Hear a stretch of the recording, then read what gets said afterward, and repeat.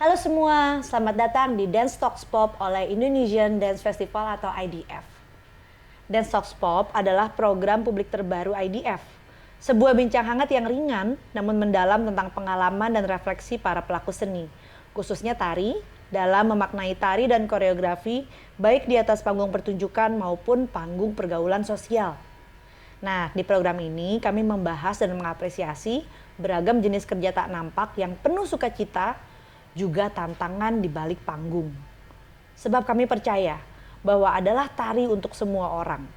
Karena kita semua sebetulnya mengalami dan melakoni gerak koreografi dalam keseharian hidup kita. Selamat datang sekali lagi di acara Dance Talks Pop edisi ketiga. Halo, perkenalkan, namaku Andini Putri. Aku biasa dipanggil Dini dan aku adalah seorang pemain teater yang sudah menggeluti teater dari tahun 2002. Saat itu aku memulai dengan masuk dalam klub teater di sekolah SMA Tarakanita 1. Jadi tergabung dalam teater Tarakanita 1 dan sejak itu aku bergabung dengan teater koma di tahun 2005. Di tahun 2005 kemudian semenjak itu aku mengikuti pertunjukan demi pertunjukan yang ada setiap tahunnya di teater koma. Dan berlanjut pada tahun sekitar 2018 aku bergabung dengan Purnati Indonesia atau bisa dibilang Bumi Purnati untuk terlibat di beberapa pertunjukan dari Purnati.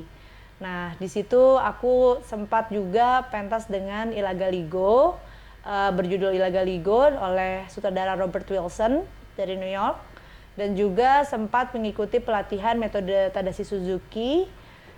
Sampai sekarang masih mengikuti pelatihan itu, dan di metode Tadashi Suzuki ini sempat bermain sebagai Elektra yang dipentaskan di Jepang, Desa Toga, dan saat ini juga sekarang aku sedang mempersiapkan untuk pementasan selanjutnya berjudul Dionysus yang nantinya akan dipentaskan di Gedung Kesenian Jakarta.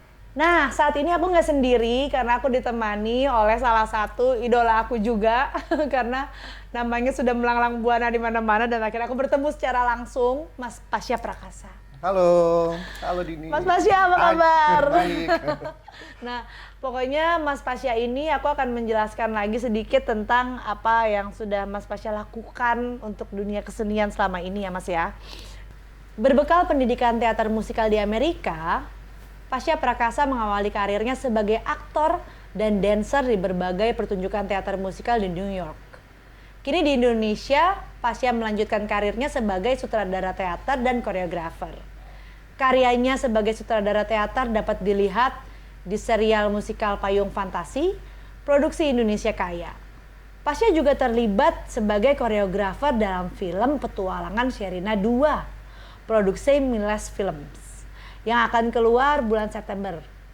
Ada juga film Medialog dan serial musikal Nurbaya di mana Pasya terlibat sebagai koreografer.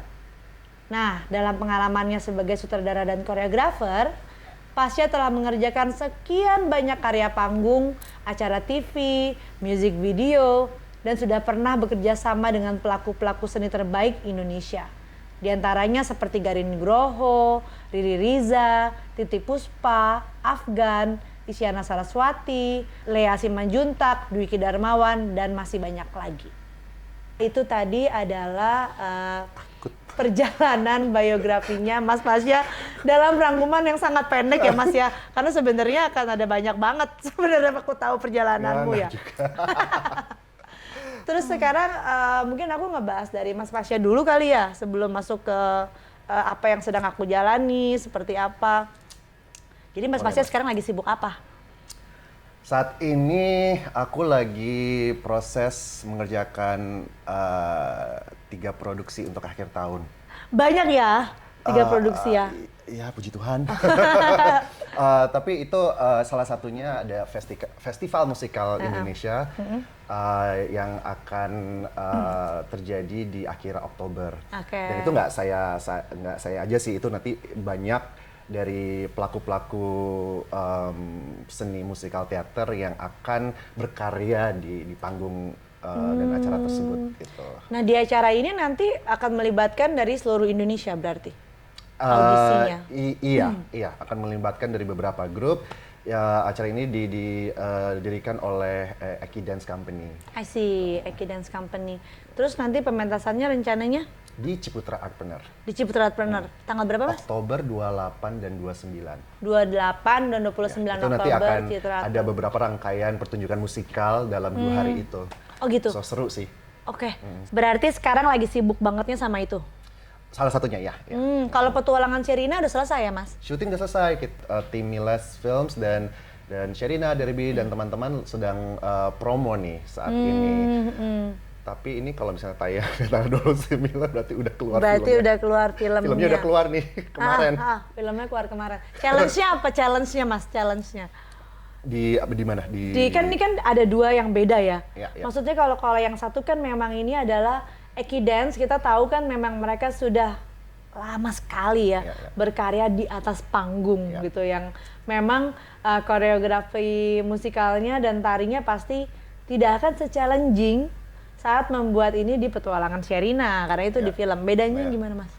Bedanya ya salah satunya di outputnya ya. Satu kita bekerja dengan kamera, yang satu kita bekerja dengan energi panggung, live energi gitu kan. Kalau misalnya kita di panggung, jadi ada audience interaction, ada suasana live yang didukung oleh teknis kayak misalnya lighting, audio, smoke gun, apapun itulah yang bisa mengangkat energi kalau misalnya di panggung. Kalau misalnya dengan kamera itu kita tentunya bekerja sama dengan teknis kamera. Seperti pergerakan kamera bagaimana, seperti dekat atau jauhnya kamera itu juga memberikan suatu energi yang berbeda gitu. Dan tentunya bekerja dengan kamera kita punya kesempatan untuk edit kan ya, ada proses edit, post editing di mana segala sesuatunya itu bisa kita capture sesuai keinginan sutradara gitu. I see. Tapi itu basic itu ya, kayak Mas Masnya kan tahu ya bagaimana menghadapi aktor gitu ya saat di depan kamera, maupun menghadapi aktor yang mungkin tidak biasa menari, atau mungkin dia akrab dengan body movement tapi hanya di panggung gitu kan, dan agak gugup kamera. Nah itu semua itu memang Mas Pasya dulu mempelajari itu di New York atau gimana, Mas? Atau seiring perjalanan waktu? Iya, seiring perjalanan waktu. Banyak pengalaman aku sebenarnya belajar dari learning by doing sih. I gitu. see. Jadi kalau misalnya kita mau nge-track back dari gimana aku bisa kecemplung di sini, itu mungkin memang awalnya ketertarikan di dunia panggung musikal, teater, itu udah lama. Dan kuliah juga pengennya tadinya jurusannya teater musikal. Cuman pada saat itu di tahun 90-an, akhir 90-an ya saya sudah tua. Enggak, belum kelihatan tua kok. Ya orang tua bertanya lah, ini mau jadi apa kamu? Mau jurusan? Ya, pertanyaan umum pada saat mungkin itu. Saya yakin sampai sekarang pun masih seperti itu. Betul. Cuman pertanyaan yang valid karena pada saat itu juga di Indonesia belum bisa dibilang industri gitu. Pada saat ini pun juga aku masih merasa masih awal sekali kita bisa menyebut musikal teater itu industri gitu. Benar. Cuman sudah membaiklah dibanding tahun 90-an. Yes. Tapi jadinya saya kuliah bukan belajar teater musikal, saya belajar komunikasi. Cuman saya ngambil kelas-kelas teater saat kuliah. Itu bayar ya? Iya, kuliah. Maksudnya udah termasuk tuition sekolah universitas itu. Gitu. I see. Terus, pada saat itu setelah saya lulus dari Ohio, dulu saya kuliahnya di Ohio University, saya dapat pekerjaan pertama saya itu di majalah di New York. Seru gitu. banget. Terus ya udah pindahlah ke New York gitu. Nah, terus pas sampai di New York, oke, ini aku lagi berada di kota pusat teater musikal gitu kan. Di situ ya long story short aku manfaatin lah sekolah lagi, ngambil program teater musikal seutuhnya tanpa sepengetahuan orang tua.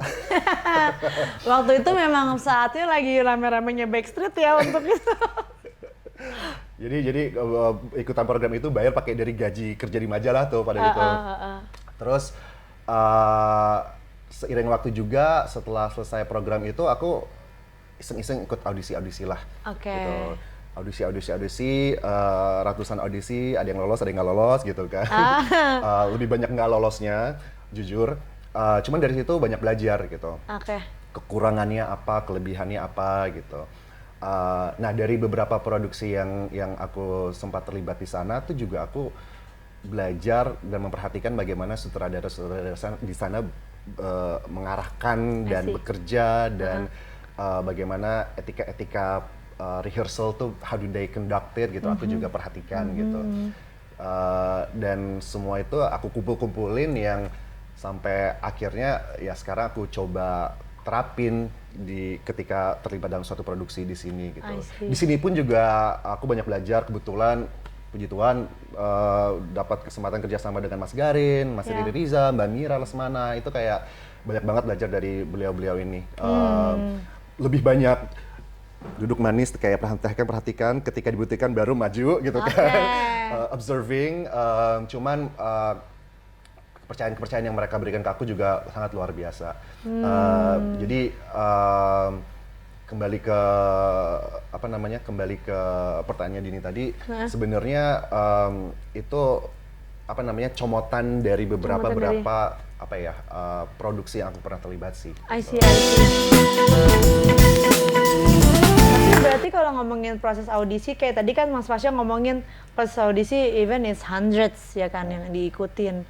Itu audisinya kayak off Broadway kah atau kayak semua? Semua. Aku kalau di New York itu ada hierarchy atau levelan lah ya, dari level community, theater, ada regional tuh kayak misalnya Jabodetabek gitu atau Jawa Barat gitu.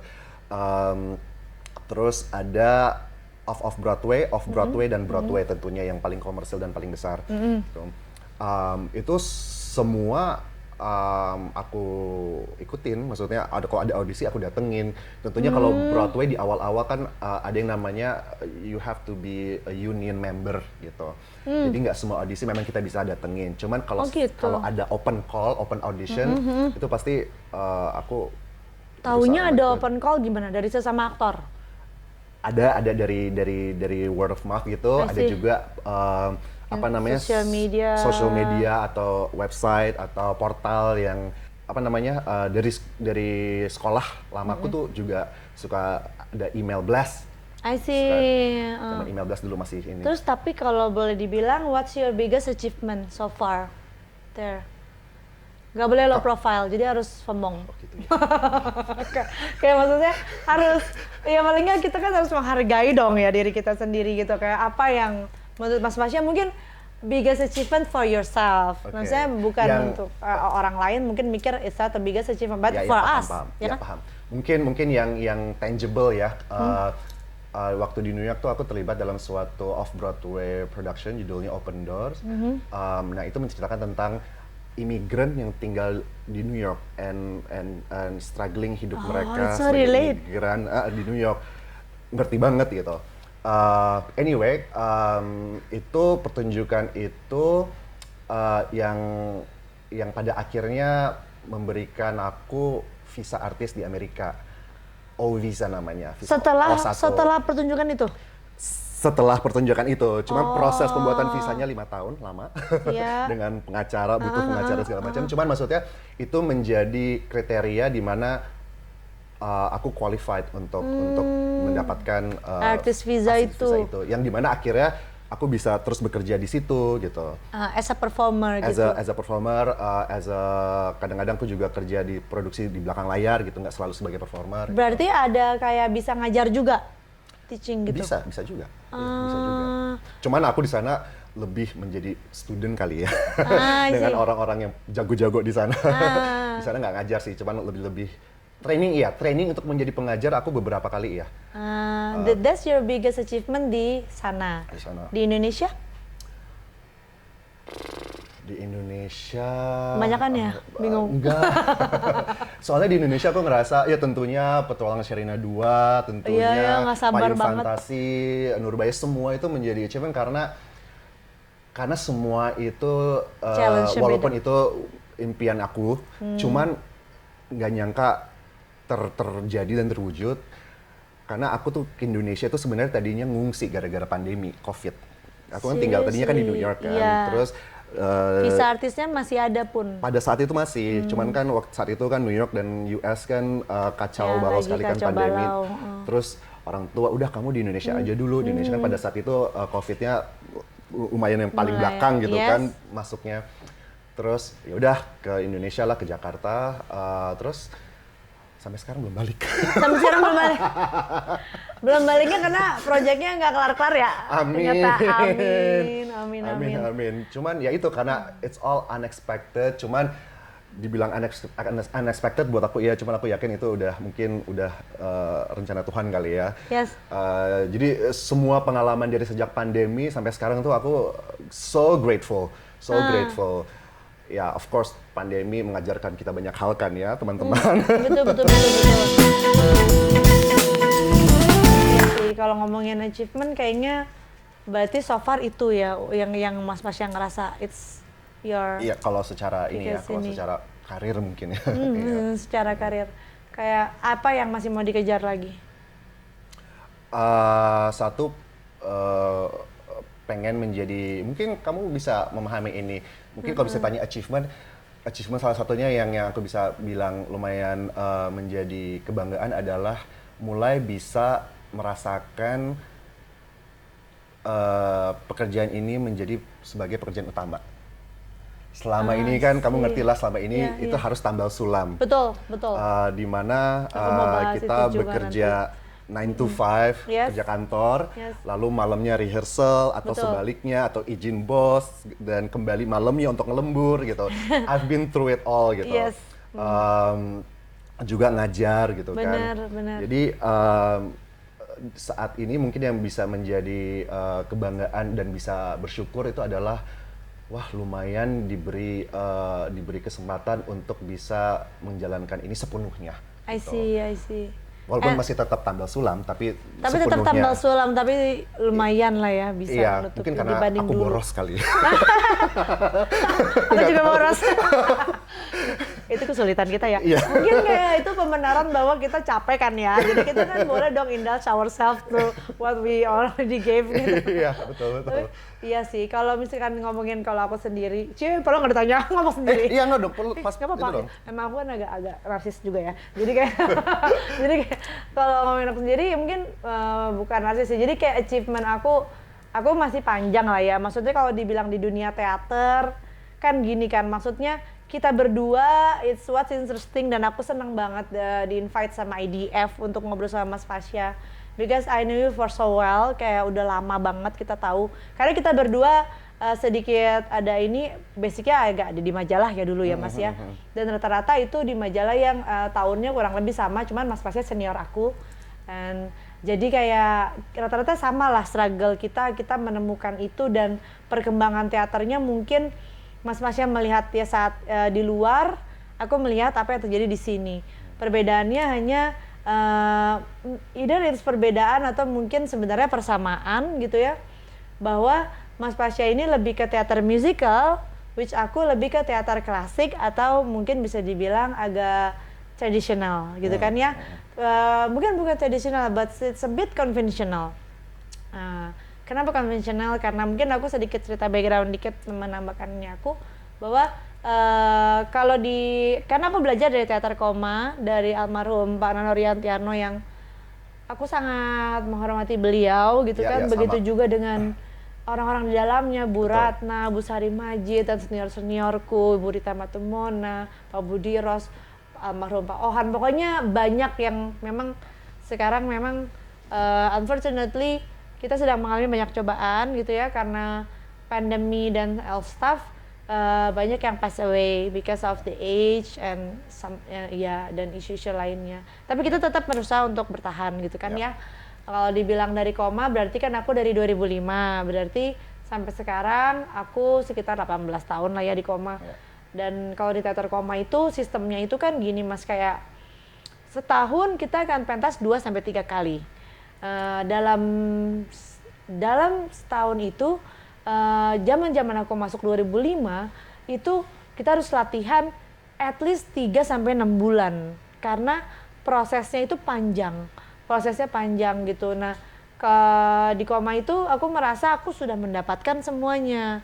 Karena aku merasa di situ ada koreografi dan aku masih buta banget nih koreografer musical is about what gitu kan. Aku nonton banyak off-Broadway production yang hadir ke Indonesia maupun pada saat jadi wartawan dan pergi ke sana nonton gitu kan. Cuman kalau mungkin aku bilang kenapa itu tradisional, kenapa itu mungkin bisa dikoreksi juga ya sama seniorku yang nanti nonton ini gitu kan. It's not traditional because we are going to be kita pengen menjadi lebih modern gitu kan. Tapi tradisional itu dalam artian kita sangat patuh terhadap naskah gitu kan.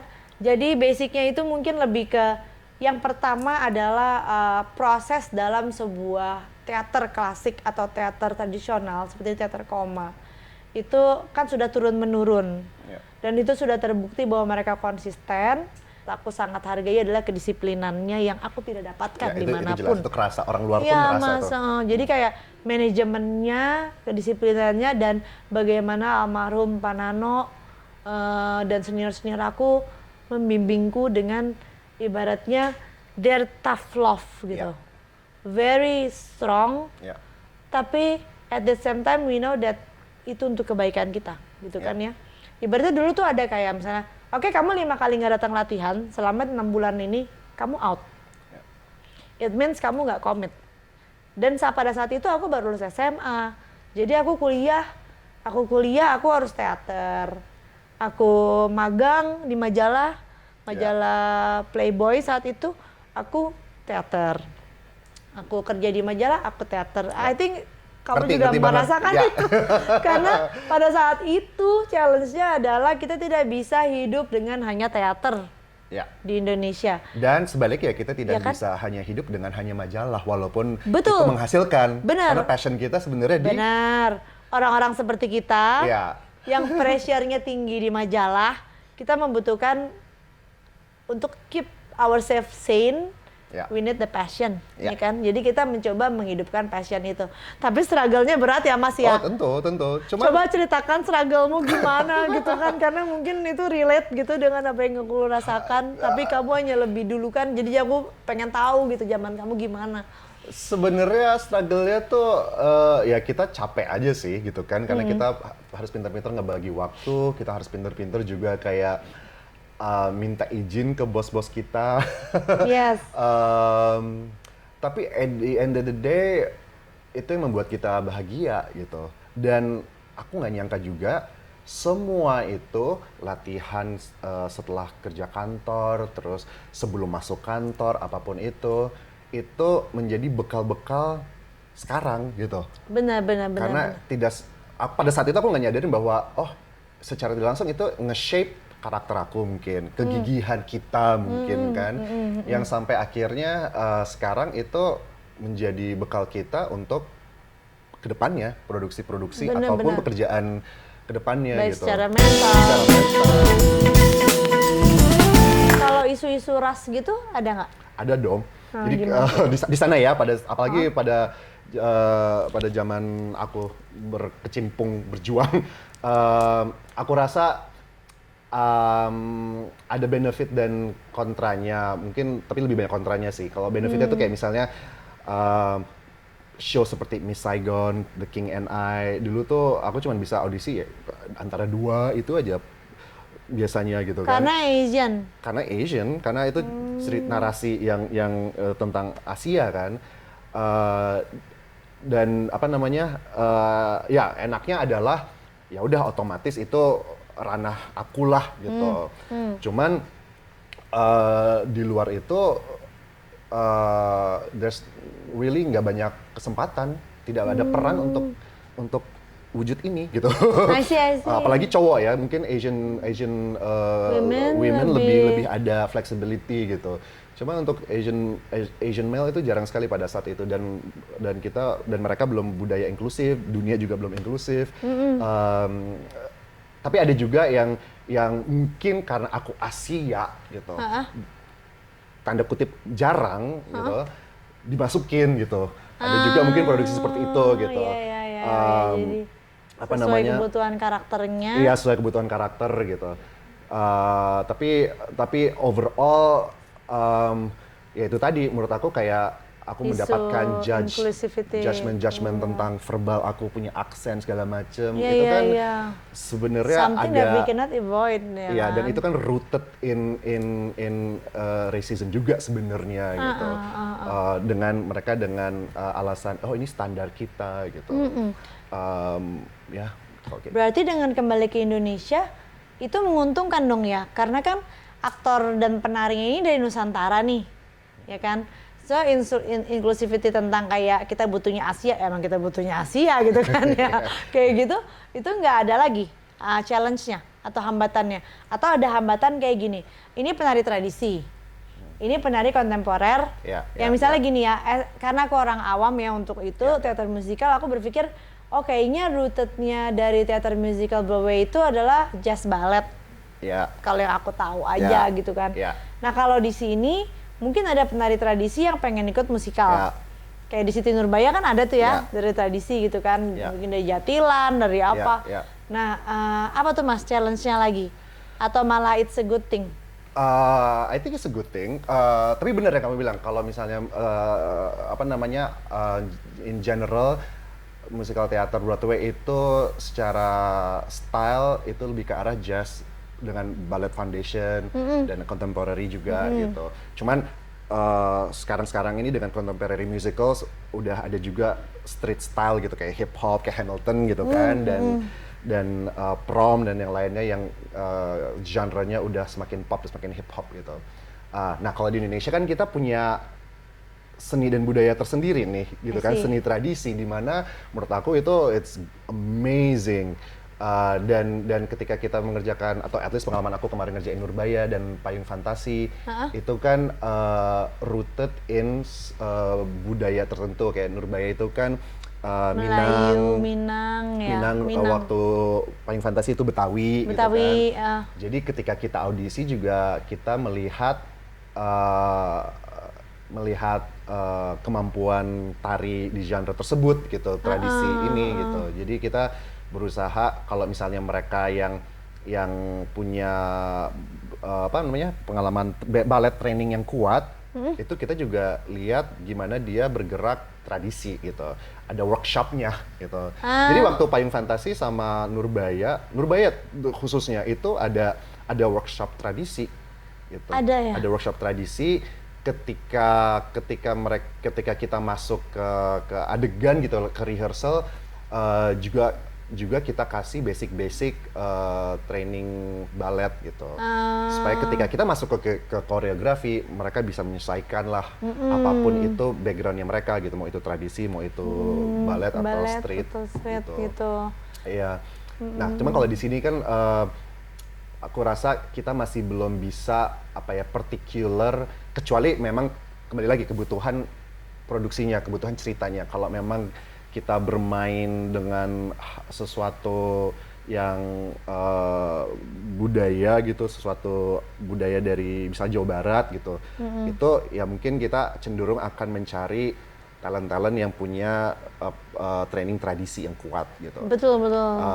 Cuman apa namanya kadang kalau aku kembali lagi karena yang aku tekunin seni Broadway gitu, jadi I try to mix it gitulah.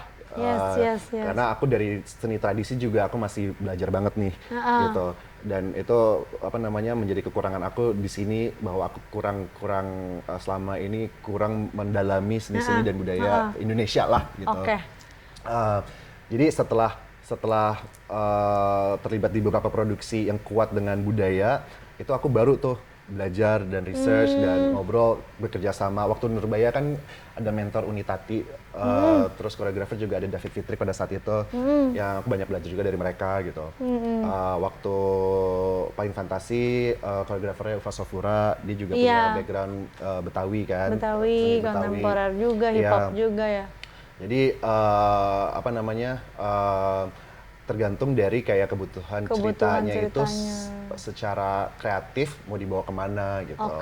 Kalau memang yang budaya sekental dan sekuat apa budaya tersebut gitu. Kalau misalnya kuat gitu kan, tentunya kemarin-kemarin ini kayak di Final Fantasy Nurbaya itu aku banyak mentor-mentor yang inilah yang ngebantu gitu. And that's the good thing about aku yakin di teater koma juga gitu. The good thing about seni teater itu kan tidak satu orang gitu kan yang kasarnya berkuasa gitu. It's a collaboration it's selalu a gitu. Kan, collective work. Iya, it's a collective work. Itu yang aku suka sih. Jadi kadang-kadang kalau misalnya aku sebagai sutradara, kadang-kadang aku nggak punya jawabannya. I don't have all the answers. Cuman ya mungkin koreografer bisa ngejawab, atau mungkin orang set panggungnya yang bisa ngejawab, atau mungkin mentor mentor budaya yang bisa ngebantu jawab gitu. Jadi kayak enaknya gitu. You're not alone. Ini basicnya memang berarti buat aktor ya, buat penari ya, either like pelaku semua mau teater musikal, teater konvensional. Yang perlu diperlukan dari mereka juga satu mental ya kan ya, mental yang memang tahan banting juga gitu kan, belajar. Kedua keinginan kuat juga kan ya buat belajar itu gitu kan, karena dan keterbukaan gitu kan bahwa dia mau menerima gitu kan. Kayak misalnya aku kan selain dari teater koma 2018 aku baru berani untuk ibaratnya I'm very late gitu kan, on my 30 gitu kan, di umur 30 aku baru dari teater yang berbasis pada dialog, aku baru masuk ke teater tubuh. Karena aku seperti Mas Masya bilang tadi, aku tuh tiba-tiba relate ke Mas Masya bilang kan, aku kayaknya di dancing nih aku kuatnya, gitu kan. So I work on that hard, karena itu bisa jadi kalau misalnya aku di singing kurang, bisa dilihat dancingnya kuat, aku akan mempertahankan dia gitu kan sebagai director. Aku melihat di teater koma misalnya, aku melihat bukan membandingkan kalian, tapi ketubuhanku sendiri. Ketubuhanku kurang, gitu kan. Jadi aku berusaha mencari, ada audisi Ila Galigo, bekerja sama dengan sutradara Robert Wilson, yang metode ketubuhannya berbeda lagi nih, gitu kan. Basic ketubuhannya beda, prinsip dari kayak cara kita berjalan beda, misalnya kita titiknya tuh ke atas gitu kan, gitu daripada ke ini. Nah terus tiba-tiba aku bergabung lagi sama Tadashi Suzuki gitu kan. Mr. Suzuki adalah sutradara dari Jepang yang basicnya adalah kabuki dan noh. Jadi memang permainannya di kaki gitu kan, olah tubuh gitu kan. Karena aku merasa aku harus menjadi aktor yang paling enggak kalau aku lemah di sini aku kuat di sini gitu kan. At least we have something to offer. Jadi berarti sebagai aktor musikal maupun konvensional, kesamaannya juga bisa dibilang kita harus tahu ya di mana kelemahan kita, dan kita harus berusaha kayak mendobrak itu gitu kan ya. Nah terus kalau sekarang isu-isu yang aku mau ada dua sih tanggapannya. Satu tanggapan gini, dari pemain teater konvensional gitu, teater gitu ya, yang bukan biasa ikut musikal. Kalau kita nonton musikal gitu kan, honestly speaking, beberapa orang akan berpikirannya gini, kita selalu, namanya orang, aku nggak bilang orang Indonesia, tapi umumnya manusia, kita selalu mencari kritik. Ya tentu. Kita selalu mencari kritik gitu kan, apalagi kita basicnya wartawan, jadi kita juga selalu agak kritik gitu ya.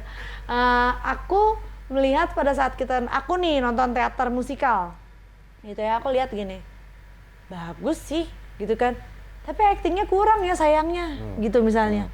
Aktingnya kurang ya sayangnya.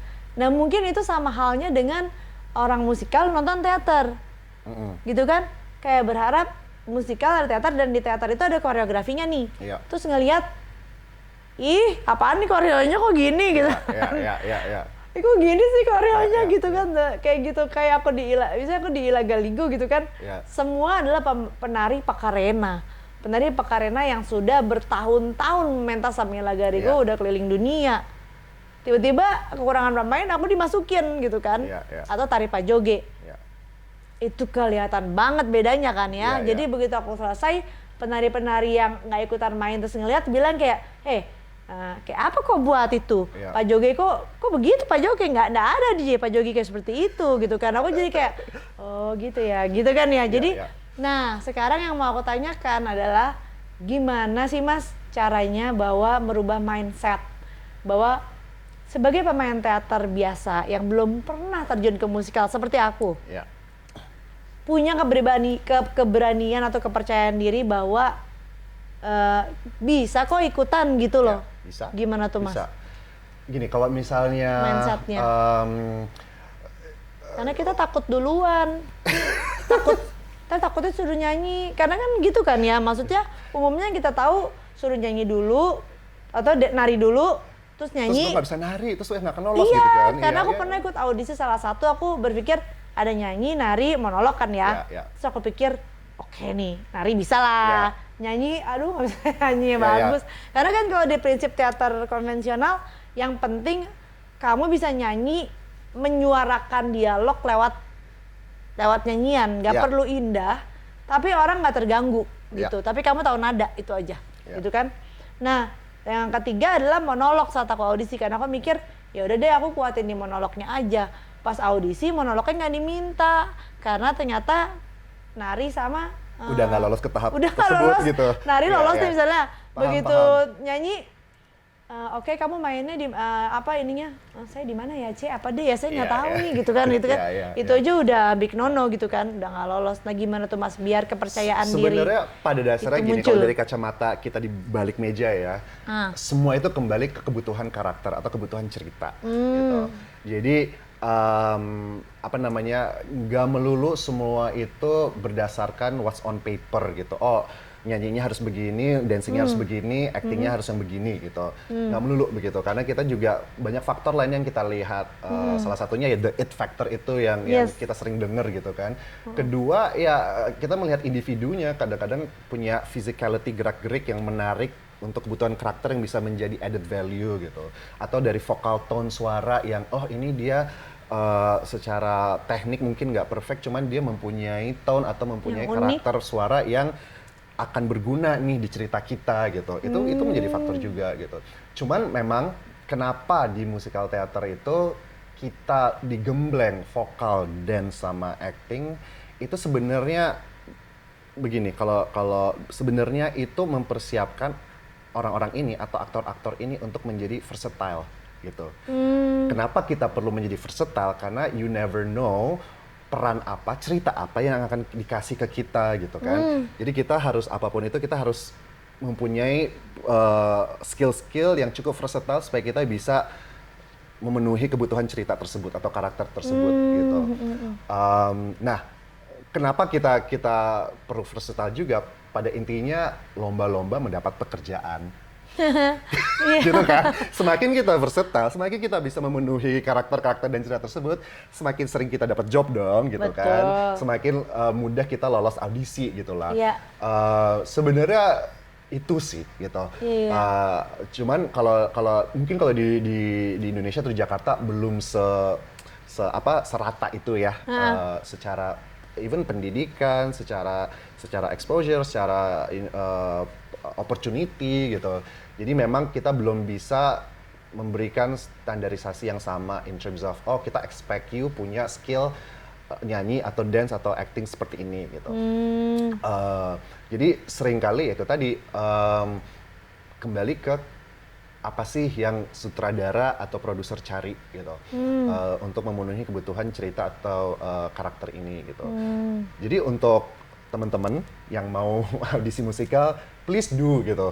Karena you just never know, nggak selalu, apalagi aku nggak selalu mencari orang yang bisa triple pirouette gitu. Karena most of the time karakter utama cowok gitu, nggak perlu triple pirouette gitu.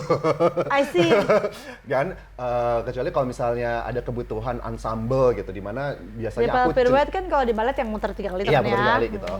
Kalau misalnya kebutuhan ensemble kayak aku suka memang ensemble itu yang bener-bener triple threat, yang bisa nyanyi, bisa acting, bisa karena nari, harus gitu. Karena harus memenuhi semua kebutuhan teknis dan cerita yang akan terjadi gitu. Apalagi kalau panggung ya. Kalau misalnya di film atau di kamera gitu kan kita bisa trik dengan kamera lah, kakinya nggak kelihatan atau nggak efek-efek kamera. Cuma kalau di panggung sebagai ensemble, kalau tidak seragam itu kan kelihatan gitu. Tidak sinkron atau tidak tubuhnya berbeda dengan teman-temannya itu kan kelihatan. Jadi kadang juga yang aku pengen sampaikan tuh kalau memang kamu ngerasa kelebihannya di skill tertentu gitu, satu ya coba asah yang kekurangannya itu Iya. diperhatikan dan diasah. Tapi itu pun jangan menjadi kayak menjadi tekanan atau menjadi ketidakpedean untuk tidak audisi gitu. Karena ya itu yang tadi, you never know Yes. kebutuhan Kebutuhan apa dari yang kita peran cari itu, gitu. Terus ketiga, dengan kita selalu mengasah skill acting, dancing kita akan memperluas opportunity kita, memperbesar opportunity kita untuk bisa terlibat ke satu produksi gitu. I see. Apa namanya, dan itu yang akan selalu kita cari itu di suatu ensemble yang bisa tiga-tiganya. Banyak yang bilang, apalagi adik-adik yang baru mulai gitu, aku mau langsung jadi peran utama, nggak mau jadi ensemble. Ya. Padahal ensemble itu bebannya berat sekali. Betul. Dan kadang-kadang yang kita nilai itu harus mempunyai 3 skill ini yang rata. Iya. Karena ensemble biasanya mereka memerankan beberapa karakter. Betul. Dan karakter tersebut itu selalu dalam kondisi menyanyi, menari, dan acting bersamaan gitu. Oh, jadi staminanya ya? Staminanya dan skill vokalnya gitu, dan actingnya juga.